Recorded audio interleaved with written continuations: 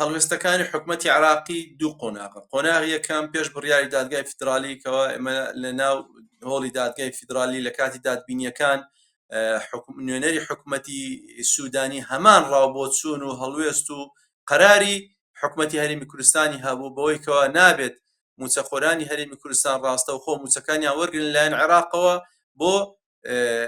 بۆ ئەوەی کەوا سوودمەند بن، بەڵکو